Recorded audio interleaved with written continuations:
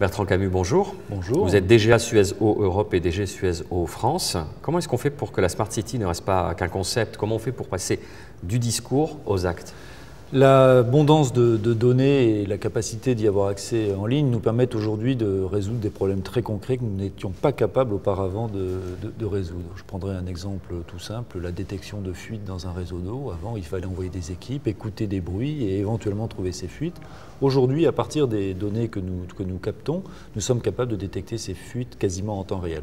C'est un exemple très concret, mais ça montre que le numérique, les données aujourd'hui sont une partie intégrante et essentielle de la gestion de nos services aux citoyens et à la ville. Comment est-ce qu'on fait pour intégrer justement le digital dans un grand groupe, j'ouvre les guillemets, traditionnel? Alors c'est un vrai enjeu puisque nous avons environ 15 000 collaborateurs sur le territoire national qui doivent changer leur façon de travailler. Aussi, étant un grand groupe, nous n'avons pas l'avantage d'une start-up qui démarre avec une page blanche. Nous devons mener cette transition. Et puis ceci dans un environnement très contrôlé. Nous travaillons sur un produit assez particulier, celui de l'eau potable, avec des enjeux de sécurité, aussi des données très importantes confiées par nos clients. Donc il faut mener cette... Ça fait beaucoup de contraintes. Il faut mener cette transformation, mais encore une fois, nos employés, tout comme nos clients, voient vraiment l'utilité et l'intérêt de l'adoption de ces technologies, et donc nous accompagnons et font les efforts nécessaires pour y arriver. La question de la data a toujours été importante, on l'évoquait. Avec l'accélération du développement des Smart Cities, elle devient centrale. Alors qu'est-ce qu'on fait? On mutualise entre les acteurs, on crée des alliances. Et quid de ce fameux mot qui revient vraiment dans toutes nos interviews en ce moment, c'est l'interopérabilité. Alors c'est un des sujets, moi j'aime bien parler d'hybridation aussi, c'est comment extraire plus de valeur à partir du croisement des données des différents services. Alors il y a une première problématique qui est plus technologique et n'intéresse pas forcément les citoyens, c'est l'interopérabilité des systèmes, donc ne pas avoir chaque fournisseur de services qui développe son système de façon fermée, mais au contraire les ouvrir de façon à pouvoir avoir ces données qui circulent et qui puissent être échangées entre les différents acteurs. La deuxième partie, c'est aussi de travailler sur des innovations, par exemple produire de l'énergie à partir des réseaux d'eau, avec des hydroliennes par exemple, mais aussi, si je prends l'exemple de nos activités déchets en France, aujourd'hui nous équipons nos camions bennes, un peu à l'image des Google Cars, avec des capteurs, puisqu'ils passent dans les rues tous les jours et tous les matins, être capables de relever des données qui pourront ensuite être mises à disposition, par exemple, aux services gestionnaires de la voirie ou, par exemple, aussi pour détecter des problèmes de stationnement. Donc, c'est vraiment un sujet qui est devant nous, l'hybridation et la capacité à créer plus de valeur en croisant les données des différents services. Vous soulignez le fait que ça peut aussi apporter des outils d'aide à la décision pour les acteurs territoriaux finalement.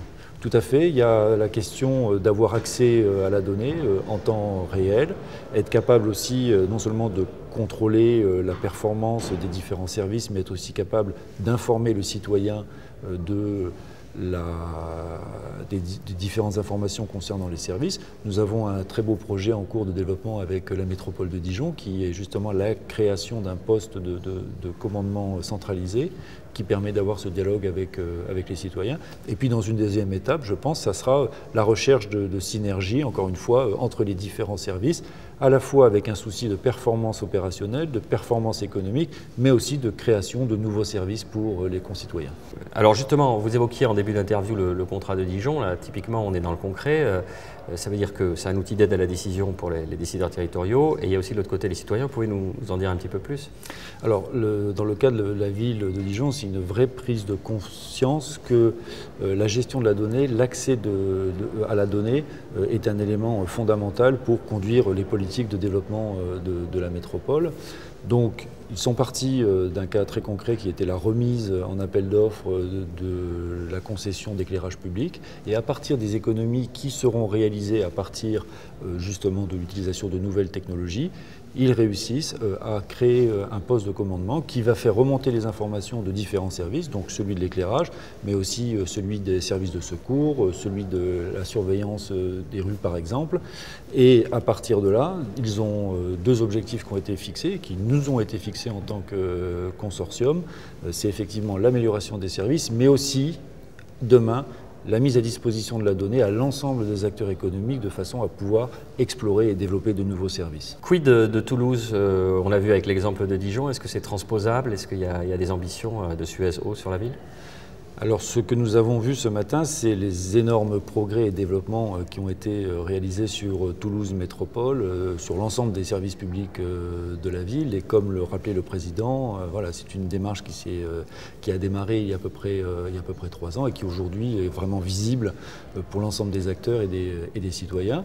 Et oui, nous avons des projets de développement sur la métropole de Toulouse en partenariat avec des acteurs locaux, non seulement industriels mais aussi des start-up, et nous sommes absolument ravis de pouvoir faire partie de l'initiative de laboratoire qui va nous permettre d'explorer de nouveaux services avec des entreprises locales.